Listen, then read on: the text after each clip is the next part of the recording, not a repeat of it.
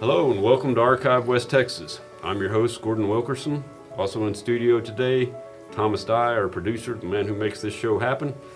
We're pleased today to continue our conversation with Joe McKay. He was our guest last week, and we took a really good look at his career in architecture. We will continue that conversation today. Joe, last week we talked about you growing up in Amarillo, coming to work here on the Citizens Bank Tower, and some of your work in the medical community across Lubbock and West Texas. Tell us how you made the decision to start your own firm, and then let's talk about your work with educational facilities in Lubbock and at Tech and other places across the area. Okay, I traveled with Mr. Brasher, who was primarily the education architect of the firm.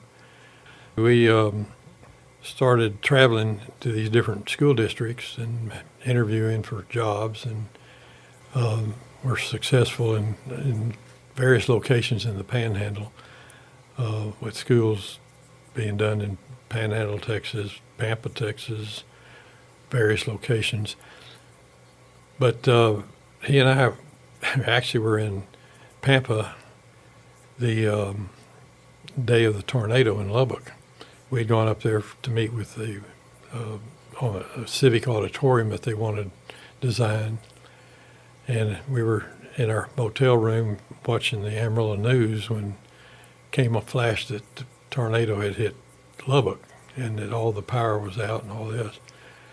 So we basically called the chairman of the committee we were going to meet with and says, we're going to have to check out and go back home. And so we drove back into Lubbock about 11 o'clock that night, and couldn't get into the downtown area. Obviously, things were blocked off, and ironically, the firm had an airplane, a Bonanza, that was out at the hangars at Lubbock Airport, and that picture showed a picture the next day in the newspaper showed that plane upside down, and of course we never flew it again. But anyway, so the school became part of what I was involved with before I started the medical part of it, and dealing with primarily rural communities, plus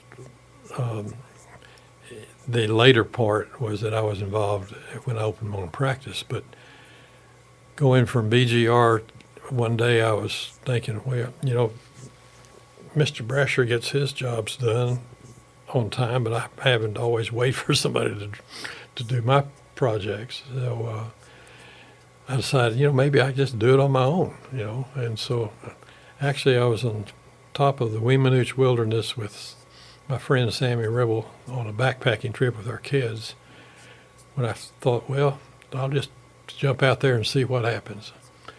And had three partners. We purchased the land at Lake Ridge Country Club, Lake Ridge Development, just south of the country club, and researched designing zero lot line developments, which was not in Lubbock's code. And that's where you build solid wall on one property line and 10 foot on the other side, still maintaining your 10-foot separation between units.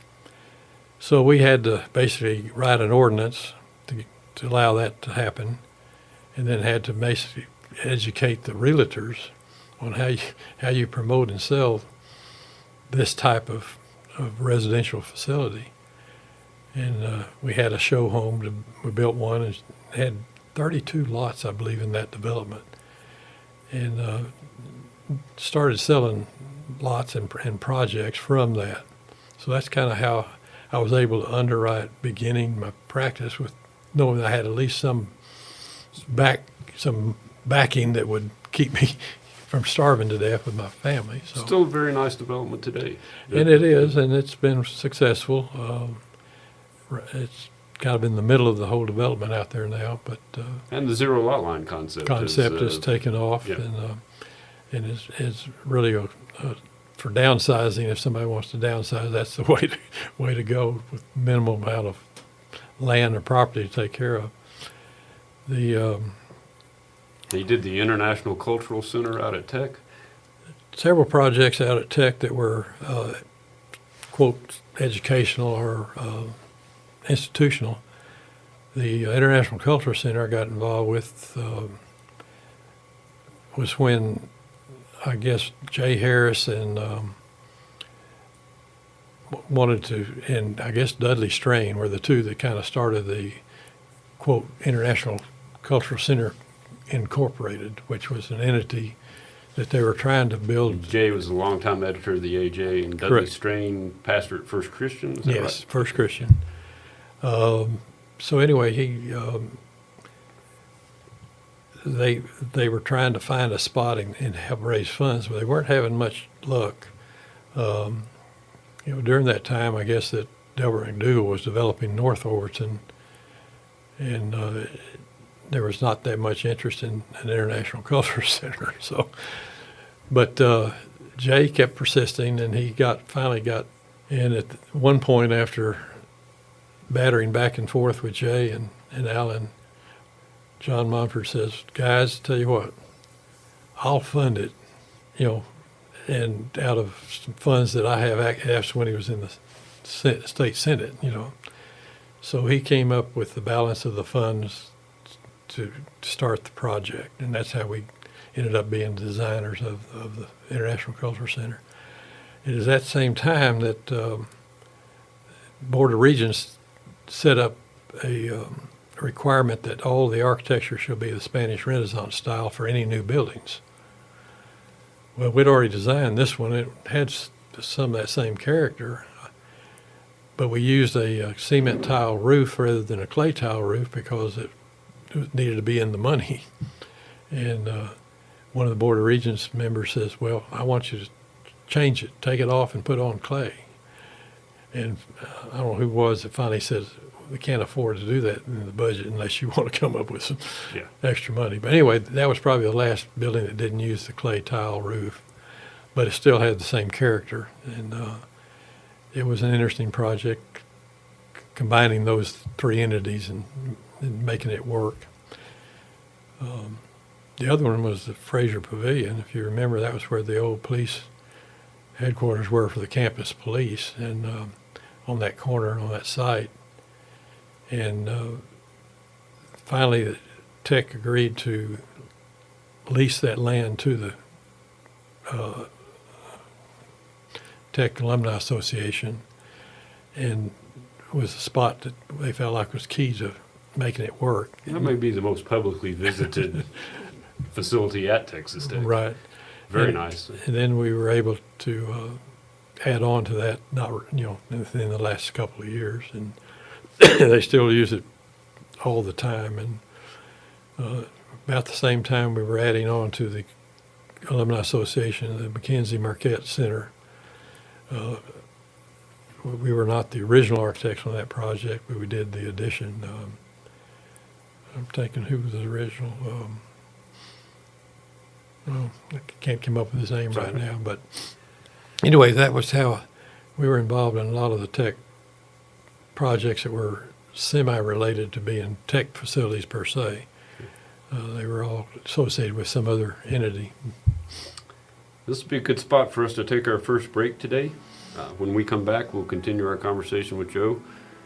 I want to remind our listeners that if you have a guest to suggest whose story we should share here on Archive West Texas, please email us at info@classical1057.org.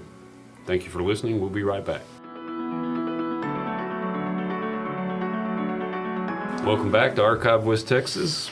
We're continuing our conversation with Joe McKay. Joe, you told us a number of stories about facilities you've been involved with. I think one that most all of our listeners will have enjoyed with by themselves or with their families over the years is the Science Spectrum. You were in that project when it first began. Talk us through the history of that and your experience working and designing that facility. The Science Spectrum came about solely due to the efforts of Alan and Sandy Henry. When Alan was mayor and they would travel to different cities for conferences and things, they'd take the kids with them, and Sandy would go find a science center somewhere in that community and keep the kids entertained. And then she and Alan thought, well, Lubbock could sure use something like this, and were able to try to explain a science center was not that easy, just telling people what they were. There weren't a whole lot of them back in that time. And she formed a board. Well, actually didn't form a board. She had a meeting in the basement of their house with about 20, 25 local folks, bankers, educators, and talked about the concept of having a science center here in Lubbock.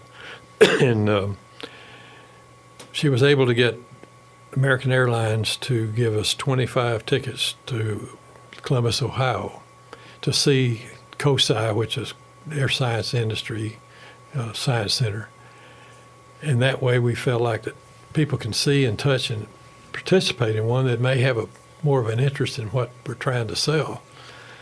And so it came back, and yes, it did the trick, and the people certainly bought into it. And then Alan was able to talk to Margaret's husband, J.T. Talkington, and he and his partner went blank, architect, entrepreneur, H.A. Sessions. He and H.A. then started looking for maybe a facility they could purchase and help underwrite, and they found the old-time D.C. building on South Loop. And so they were able to acquire that property. We approached the city on joining the project, joint venturing the project through the theater and closing the street, and the city had the property then where the parking lot was on the west side. And so we were able to take some of the council members and other city officials down to Fort Worth to see their OmniMax, or their Omni Theater. And after coming back, I guess T.J. Patterson was probably one of the more vocal folks that, yes, it's really good. It's what we need for Lubbock. And the council was able to pass some revenue bonds to help underwrite the theater while we raised funds to help renovate the main building and then tie the two together with the atrium where the street used to go through. And so that was the concept. And having seen the one in Fort Worth, we felt like a flat screen or a big screen, flat movie theater screen would not be as appealing to something that was totally different, and every time you came you had a different experience. So that's why we chose to go with the Omni instead of the flat screen. And it's proven to be successful. I can't realize it's been 30 years since the Science Spectrum was in that basement, and we've tried to do something like this, of this scope and scale. And there were some beginners in the community even after the project started who wanted to have a vote for the public on it, since they didn't get to vote on the revenue bonds. So anyway, that's how that all came about. And to this day, I'll find people who went there as a kid, and his parents had taken them there, their grandparents had taken them there. It's becoming a multi-generational destination, and it's a resounding success story within the community. And we're going through some of the refurbishing of some of the exhibits after these years, coming in with some new to replace the old and make it as fresh as possible. People will still want to come back, and of course the theater, some of the best movies you'll ever see are in that theater in terms of you being involved in the picture. True. Let's talk about your involvement in volunteering with other organizations in the Lubbock community, and some of the things that have been most meaningful to you in that regard. Well, of course, when you're in architecture, you join a professional organization. In this case, the American Institute of Architects Lubbock chapter. Was involved in them from the beginning, and been a past president of that organization. Also, the Construction Specifications Institute was a organization to help span the difference between specifications and the drawings, and make sure that there was coordination between those. And so that's how that organization was founded. And I was the president and became a regional director chairman of the Chamber of Commerce, United Way Planning Council. During the Planning Council, we developed the shelter for children's shelter, South Plains Children's Shelter, and later has become integrated into the Texas Boys Ranch for that service. President and outgoing board member of the Southwest Lubbock Rotary Club. We did the Rotary Club help of Sisters of St. Mary's and Sister Maureen. We were able to partner with the city and with St. Mary's to build the handicap park there across from St. Mary's, there on that northeast corner of Maxey Park. And then later Ambucks came in and funded the play equipment. So it was kind of a joint venture of all four parties, and it's still being used, today. You got the Children's Hospital right across the street from the park, and they take kids over there all the time. Yeah, it's a unique and important attribute to the city. It really is. I did serve on the board of the West Texas Foundation at one time, and I was chairman and member of the LUCA board in its earlier days. And as we continue to see that grow and become a very important part of the Lubbock arts community. That has definitely changed the complexion of downtown Lubbock in a very positive way. Correct. And then if things continue to develop in that area, you'll have hopefully a city park at some point that will bring people. Probably the biggest thing that helped was the building of Buddy Holly Hall with the component of the Ballet Lubbock, because those kids come down there every day and their parents have to bring them to downtown Lubbock, and they're going to be there for an hour and a half, so it gives them a reason to do something else in downtown Spend Lubbock. some time downtown. Downtown, so it was a good option. It's a good time for us to take a quick break. Want to remind our listeners that all Archive West Texas episodes, including this show, are available on demand on our station app. You can also find them on our website at classical1057.org. Thanks for listening. We'll be right back.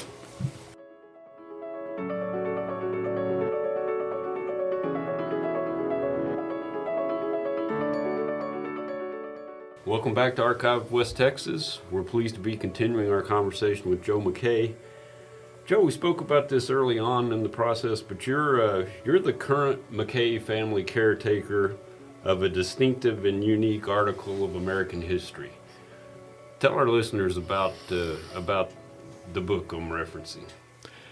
The book is called the McKay Autograph, McKay History. What do we have it called? McKay Autograph Book is what it is. Anyway, it was founded by my great-grandfather when he was a page in the House of Representatives, and he got the appointment from his uncle, who was a member of Congress from New York State. So while he was there, his uncle gave him an autograph book. It says, while you're doing your duties here in the chamber, why don't you just see if you can get some of these guys to sign your book? And so he began, and it's got basically most of the Civil War Congress in the book. It was founded in 1864, 65, in that time frame, and it's been handed down to the first son of each generation since then. The book contains the full Civil War Congress. It has the cabinet, Seward, who was purchased Alaska, William Seward, Stanton, who was the Secretary of War, Abraham Lincoln's autographs in the book. It was given to our family by William Tyler Page, who was the author of the Creed, America's Creed, and it's has significance through the years by including members of different presidential cabinets and so forth. It also has 16 of the presidents since Lincoln, and most of those have been gotten personally. One of the more recent presidents who died was Jimmy Carter, and he was visiting Lubbock on one of the presidential series, And Ray Decamper called me over and says, Joe says, President Carter needs to be in this book, So he signed the book there at the UC where he was giving his talk. Another one was Bill Clinton. I had the opportunity to get Bill Clinton's down in Austin after he was out of office. He spoke to a Coleman organization meeting, and my sister was involved in arranging for him to be there. So we went to the hotel the day after the speech, and we're sitting in the lobby when he came in, and he sat down at the desk there, the concierge desk, and started looking through the book. And he told one of his guys, he called him over and said, you see this book? Said, you remember the one that I signed for had Mark Twain in it? So this is a much better book than that one. So anyway, and he was such a personal person anyway. But it's got Franklin Roosevelt, Harry Truman, the Truman story. Dad was in San Antonio, or in Texarkana. I'll take it back. We were in Temple, and he was speaking. Dwight Eisenhower was going to speak in. I guess you would install a new chancellor at the Texas A&M. So we went and showed the book to one of President Eisenhower's aides, and he says, "I think the president would like to see this book." So he took us into the green room where under the stadium. And we sat there on the sofa with him, and he looked through the book, and finally the aide says, General says, we need to go. They're waiting for you in the stadium. So he signed the book and went out to the stadium and gave his talk. That was a unique autograph to be able to sit down and talk to him. The other one was George Mahon took me, when I went up to Washington, one of my meetings, he took me over right after Gerald Ford was installed as the speaker, as the vice president after Spiro Agnew had resigned. And he says, and evidently Gerald Ford and Mr. Mahon officed right across the hall from each other during their terms. And so he called him down off the podium, and he had just called the Senate to session. He said, Jerry, you need to come in here and see this book. So he came down, and we sat down underneath the podium where there's the President Pro Tem's office. And he looked through the book, and he says, I'd like to sign on the page with the Kellogg's from Grand Rapids, Michigan. So they were our across-the-street neighbors. So those type of stories you get as you are able to approach people with the book. It's in need of being rebound, and I'm still trying to get President Obama's autograph. I've got it on something he sent me, but not in the book. I feel like that it would be a conclusion of the Emancipation Proclamation by Lincoln and Obama's presidency as the first black president to kind of retire the book and put it at some archival area. So hopefully one of our listeners will have a connection out there and can get in touch because I'm pretty sure if President Obama had the chance to see that book, he would want to add his signature. I would think so. You spend also a lot of time up on the Palo Duro Canyon with the Palo Duro Club. Tell us a little bit about that work. Palo Duro Club is a location just east of Buffalo Stadium. If you've driven I-27 and back to the east, you look back there, the kind of the beginning of the canyon with a lot of trees, and it's about half a mile off the interstate, but it's kind of an enclave that was founded in 1905 by a group of Amarillo citizens, early families, as a place to go get out of town and spend some time in the country. And the train tracks still there that go by that location, and they used to take the train down, have a buggy left there. They could buggy into the canyon. They had two clubhouses built, one for the women, one for the men. And then they had a kind of a spring house that they had a natural spring to keep the milk cool and stuff. Well, that founded in 1905, and we were having an anniversary this coming July of the 120th year celebration. There's not any of the original family. There's some descendants of the original families there, but our family bought a membership in 1955. Dad did, and it's been handed. Basically, we're the caretakers of that now, and the cabin we've added on to a couple of times. But it's got a place for a swimming pool. It's got a pavilion. We have potluck on Sundays. 4 tennis courts. A lake, fishing lake whenever there's water in it. So, but recently it hadn't had that much. But it's been kind of there are 120 memberships, and you have to live in Randall or Potter County to be a member, or there's 16 out-of-county slots, of which we have one. But since our family kind of grew up down there, and it's been a place that we go in the summertime, and all the grandkids want to come there rather than to Lubbock because Yeah. they enjoy getting out there. Have Sunday services out in the field, out in the pasture sometimes. Depends on how muddy the roads are or how dusty. But a lot of fishing, a lot of kids with fishing poles, which make it kind of neat. Great place for families. It's a family affair, and Joe, I really appreciate you taking time to sit down and share your story with us. We're grateful for your many contributions to the Lubbock community, and thanks for spending some time with us today on Archive West Texas. Appreciate all of you listening today. If you know somebody whose story we should share, please email your suggestions to info@classical1057.org. I'm your host, Gordon Wilkerson. Please join us next time for another edition of Archive West Texas.